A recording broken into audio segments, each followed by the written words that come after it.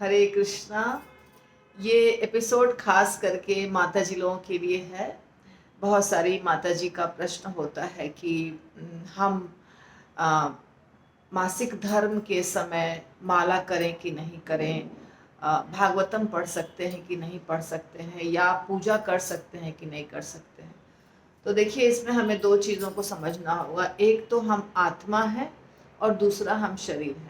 आत्मा के स्तर पर हम कभी अशुद्ध नहीं होते हैं। आत्मा हमेशा सच्चिदानंद है, चाहे वो किसी भी शरीर में रहे या किसी भी पुरुष या स्त्री या जानवर या देवता, हर समय वो सेम आत्मा है।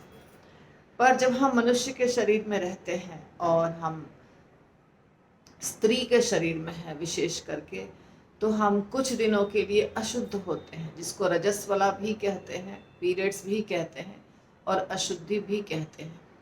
तो उन दिनों हमें कुछ नियमों का पालन करना पड़ता है। हिंदू धर्म के अनुसार, वैदिक संस्कृति के अनुसार, माता जी लोगों को उस समय कम से कम 4 दिनों के लिए पूजा का कोई विधि विधान नहीं करना चाहिए। स्ट्रिक्ट तौर पे अगर आप देखेंगे तो जैसे भगवान और भगवान से संबंधित जितनी चीज़ें हैं, भगवान का विग्रह हुआ, भगवान के वस्त्र हुए, भगवान का रूम हुआ, भगवान का बर्तन जो हुआ जिसमें भोग लगता है, आरती होती है, ये कोई भी चीज़ हमको स्पर्श नहीं करना चाहिए, किसी भी चीज़ का स्पर्श नहीं करना चाहिए। परंतु जपा, नाम जप करने में कोई समस्या नहीं है और धार्मिक पुस्तकों को पढ़ने में कोई समस्या नहीं है। अब दो प्रकार का स्टैंडर्ड होता है। एक होता है जो सनातन धर्म के अनुसार, वैदिक संस्कृति के अनुसार बहुत ज़माने से चला आ रहा है, और एक है जो इस्कॉन में प्रभुपाद ने क्या सिखाया है हम लोगों को। दोनों चीज़ हमको समझना होगा। यदि आप बहुत सारे दूसरे आचार्यों को देखेंगे जो प्रामाणिक हैं और भक्त हैं, तो कई बार वो कहते हैं कि आप जप नहीं करिए, माला का जप करना अलाउड नहीं है, शास्त्रों को पढ़ना अलाउड नहीं है, मन मन में आप सोच सकते हैं, ऐसा बताएंगे आपको। या शायद कथा सुनने के लिए बताते हैं, जिसमें कि हम पुस्तक को नहीं लेते हैं, सिर्फ मोबाइल से सुनते हैं। तो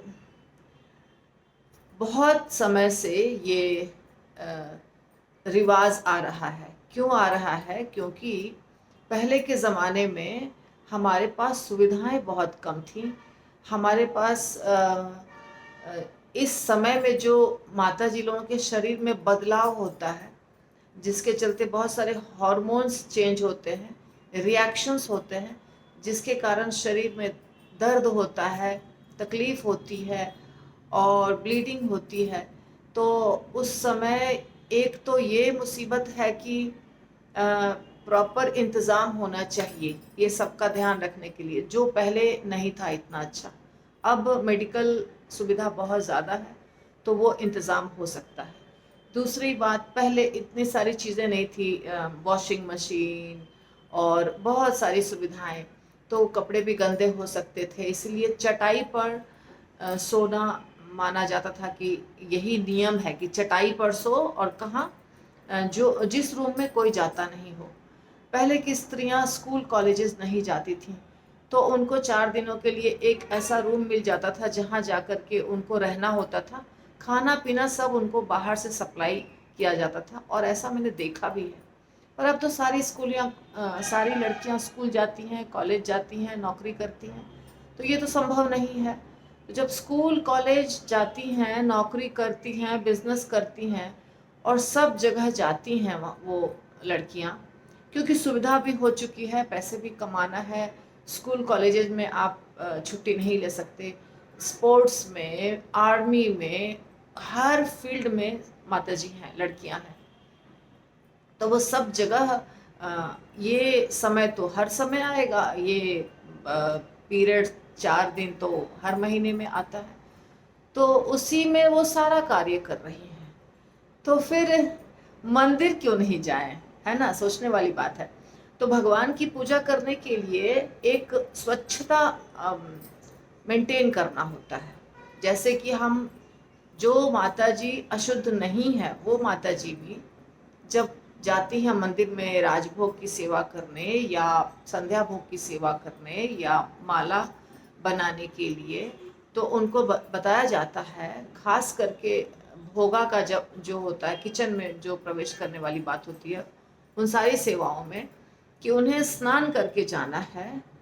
और तुरंत तुरंत स्नान करके जो कपड़े हम पहनते हैं, चाहे पुरुष या स्त्री कोई भी, तो उसके बाद आपको ना कुछ खाना है ना कुछ पीना है, पानी भी नहीं पीना है, सीधे जाना है मंदिर और आपको सेवा करनी है। जगन्नाथपुरी में जो पुजारी पहले हुआ करते थे, सार्वभौम भट्टाचार्य, उनका आप घर देखेंगे तो सार्वभौम भट्टाचार्य पुजारी थे। उनका घर अभी भी है वो घर। उस घर में एक टनल बना हुआ है, एक कुआं जैसा दिखेगा आपको, अभी भी दिखेगा वो एरिया।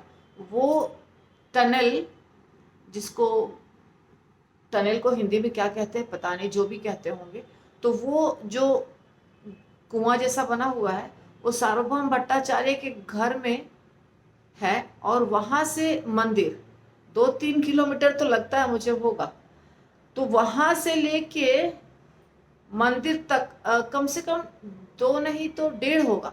तो वहां से लेके जगन्नाथपुरी का मंदिर का जो ऑल्टर रूम के पास, जहाँ पुजारी जहाँ भी तैयारी करते थे, वो टनल वहां से सीधे वहां खुलता है। अभी भी वो टनल है लेकिन उसको बाहर से बंद कर दिया गया। तो इसका मतलब ये था कि पुजारी जब स्नान करते हैं तो उस टनल में प्रवेश करेंगे और सीधे निकलेंगे भगवान के पूजा के रूम में, क्योंकि बीच में किसी भी व्यक्ति का दर्शन नहीं होना चाहिए, किसी का स्पर्श नहीं होना चाहिए, अशुद्ध हो जाएगा शरीर। किसी जानवर को देखने से भी अशुद्ध हो जाता है, किसी के छूने से, दूर से कहीं से किसी का कुछ गंदगी आ गया, कोई खा रहा है, पी रहा है, थूक रहा है, खांस रहा है, तो स्पर्श हो जाएगा। कोई बिना नहाया हुआ व्यक्ति स्पर्श कर देगा, कोई नीची जाति का व्यक्ति स्पर्श कर देगा गलती से भी, तो पुजारी पूजा नहीं कर सकता है। तो ये है शुद्धता मेंटेन करने का नियम।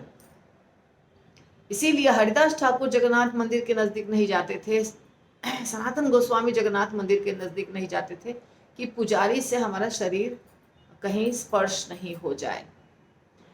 तो इसीलिए जब हम लोग जाते हैं कोई सेवा करने के लिए तो स्नान करते हैं, उनको बाइक से जाना चाहिए, उनको बस में नहीं बैठ के जाना अलाउड है, क्योंकि बस में और भी लोग रहते हैं और शरीर अशुद्ध हो जाएगा।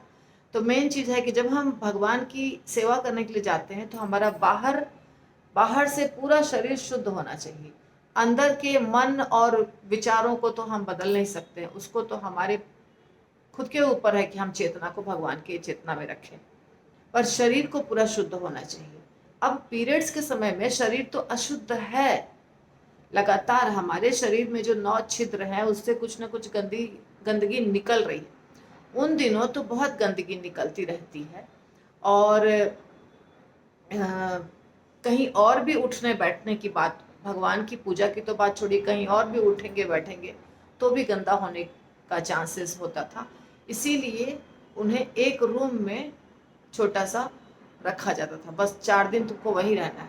कभी कभी 4 से 5 दिन 6 दिन भी हो जाता है, पर 4 मिनिमम मेंटेन करना होता है। तो इसलिए उनको वर्जित था हर चीज़, और उनके शरीर में तकलीफ भी होती है। माता जी लोगों के शरीर में उन दिनों तकलीफ होती है, कुछ काम करने का मन नहीं करता है, शरीर थका थका लगता है, शरीर से लगातार एनर्जी बाहर जाती रहती है। तो भगवान ने जो नियम बनाया, शास्त्र ने जो नियम बनाया, वो सूटेबल भी था। तो अब हम क्या करें? अब ये है कि जो माता जी जॉइंट फैमिली में रहती हैं वो तो सोच सकती हैं कि चलो हम 4 दिन कुकिंग नहीं करेंगे घर में, मंदिर की तो सेवा नहीं करने मिलेगा, पर घर में 4 दिन हम कुकिंग नहीं करेंगे, हमारी सास बना लेगी, ननद बना लेगी, कोई और बना लेगा। पर अब जब न्यूक्लियर फैमिली है, पति पत्नी और बच्चे, तो कौन बनाएगा? माता जी को ही बनाना है। 4 दिन हर महीने 4 दिन पति तो छुट्टी लेके नहीं बना सकता है, अगर चाहे तो भी नहीं, और पति को कहाँ फुर्सत है। तो इसीलिए इस अवस्था में भी आपको कुकिंग करनी है। भोग लगाने की जहाँ तक बात है, आप गुरु महाराज को भोग लगा दीजिए अलग, क्योंकि ऑल्टर रूम में, जहाँ भगवान का रूम है, ऑल्टर है, उसको आप छू नहीं सकते हैं। आप भगवान के कपड़े नहीं छू सकते, भगवान के बर्तन नहीं छू सकते हैं, भगवान के विग्रह को नहीं छू सकते, भगवान के फोटो को नहीं छू सकते हैं, कुछ भी छू नहीं सकते हैं, क्योंकि शरीर अशुद्ध है। तो शरीर अशुद्ध रहता है अभी भी, शरीर अशुद्ध था पहले भी। पहले के शरीर अशुद्ध होने में और अभी में ये फर्क है कि अभी सुविधाओं के होने के कारण इधर उधर गंदगी नहीं लगती है, आप बाहर से अपने आप को पवित्र रख सकते हैं, ये सुविधा हो गई है। पर अंदर में जो रिएक्शन है वो तो सेम है। तो जो 100% रूढ़िवादिता थी या अंधविश्वास था या जो शास्त्र में लिखा गया है और जो कारण था असली, वो नहीं समझने के कारण ये हो गया कि माता जी लोगों को कुछ नहीं करना है भगवान का। तो भगवान का कुछ नहीं करने का मतलब ये है कि भगवान के विग्रहों को नहीं छूना है, भगवान के बर्तन को नहीं छूना है, तुलसी महारानी को नहीं छूना है, ये सब चीज नहीं छूना है। लेकिन आप माला के ऊपर जप कर सकते हैं, और वो हमेशा से था, माला पे जप कर सकते हैं। माला पे जप करना वर्जित नहीं है, माला आपका अपना पर्सनल है, भगवान का नाम मुख से ले सकते हैं। देखिए तुलसी आप हर अवस्था में पहन सकते हैं, इसको कभी भी बोला नहीं जाता है आप टॉयलेट जा रहे हैं तो तुलसी का माला कंठी निकाल के जाइए, ऐसा होता है कि नहीं। तुलसी महारानी है ना ये तो पूर्ण रूप से पवित्र है, पर फिर भी हमको इसको पहनना अलाउड है, इसके लिए मना ही नहीं है। इसी प्रकार हमारा शरीर कितना भी अशुद्ध हो, उसमें हरि नाम मना नहीं है, हरि नाम करना हर अवस्था में अलाउड है, क्योंकि हरि नाम हमको पवित्र बनाता है। और हरि नाम कभी पवित्र अपवित्र नहीं होता है, चाहे चांडाल ले, चाहे डॉग ईटर ले, उनका नाम भगवान का, कितना भी नीची जाति का व्यक्ति हो, शूद्र हो, वो भगवान का नाम लेता है तो वो पवित्र होता है, नाम अपवित्र नहीं होता है। भगवान का नाम कभी भी अपवित्र नहीं होता। अरे स्मशान भूमि में भगवान का नाम ले लिया अपवित्र हो गया, ऐसा होता है क्या? डेड बॉडी तो अशुद्ध माना जाता है, लेकिन डेड बॉडी को यानी कि लाश को ले करके जो लोग जाते हैं चचरी पे उठा के, जिसको कंधे पे लेके जाते हैं, वो बोलते हैं कि नहीं राम नाम सत्य है। तो अशुद्ध शरीर है ना, जब शरीर से आत्मा निकल जाता है तो शरीर तो अशुद्ध हो गया, मुर्दा हो गया। मुर्दा को तो घर से बाहर निकाल दिया जाता, उसको तो, उसके पास तो कोई पूजा पाठ की चीज नहीं जाती है।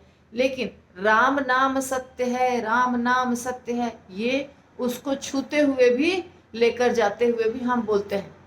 तो भगवान का नाम बोलने में कहीं बना ही नहीं है, इसलिए भगवान का नाम हर अवस्था में लेना है, कंठी हर अवस्था में पहनना है।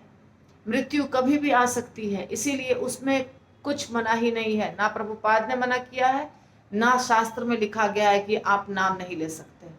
मन में आप बोलेंगे कुछ लोग कि सिर्फ मन में चिंतन कर सकते हैं, माला पर नहीं। क्यों नहीं कर सकते हैं? जब हम तुलसी के कंठी को पहन सकते हैं तो तुलसी के माला पर जप क्यों नहीं कर सकते हैं? सोचिए, क्यों नहीं कर सकते हैं? तो आप जप कर सकते हैं। अब बचा कि भागवतम भगवत गीता पढ़ सकते हैं कि नहीं पढ़ सकते। भागवतम और भगवत गीता भगवान का अवतार है, पूर्ण शुद्ध है, हम मानते हैं, परंतु उसको पढ़ने के लिए हमारे आचार्य श्रील प्रभुपाद ने अलाउ किया है।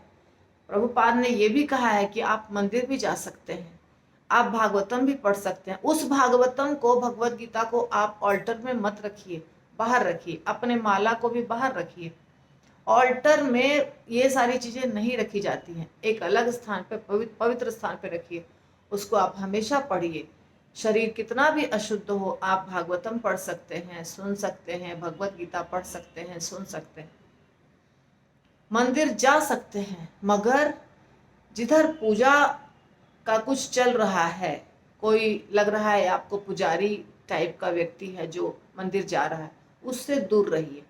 मंदिर के कक्ष में प्रवेश नहीं कीजिए। जितने भी मंदिर बनते हैं हमारे देश में या तो विदेशों में भी शायद, वो सारे मंदिर ऐसे स्थान पर रहते हैं कि उनका जो बड़ा दरवाजा, मेन दरवाजा खुलता है तो सीधे विग्रह का दर्शन होता है। सारे मंदिर दरवाजा खुला, सामने विग्रह रहते हैं, इसीलिए किसी भी मंदिर के दरवाजे तक आप जाएंगे तो आपको विग्रह के दर्शन होंगे। अंदर जाके विग्रह के नजदीक खड़े होने की आवश्यकता बिल्कुल नहीं है, क्योंकि वो जगह नहीं जाना चाहिए, अपवित्र है। हमारा शरीर अपवित्र है, हमारा मन पवित्र है पर शरीर अपवित्र है।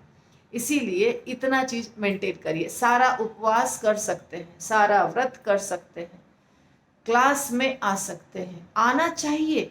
क्योंकि अगर हम हर महीने 4 दिन 5 दिन 6 दिन छोड़ देंगे तो हम, एक तो हमारी मृत्यु उस समय भी हो सकती है और हमारी आदत खराब हो जाएगी। नाम जप नहीं है करना, आप जो नाम जप करके अपना बैंक बैलेंस बढ़ा रहे हैं नाम का, वो घट जाएगा। तो नाम जप करने में क्या समस्या है? भगवान का नाम हमेशा पवित्र है। भगवान के स्थान को नहीं छूना है, क्योंकि भगवान के विग्रह की सेवा के लिए और बहुत सारे लोग हैं जो विग्रह की सेवा कर सकते हैं, आपको ही करना है ऐसी बात नहीं है। इसीलिए भगवान के विग्रह को नहीं छूना है। भगवान की सेवा को पवित्र ढंग से किया जाता है, अपवित्र अवस्था में उनको नहीं छूना है।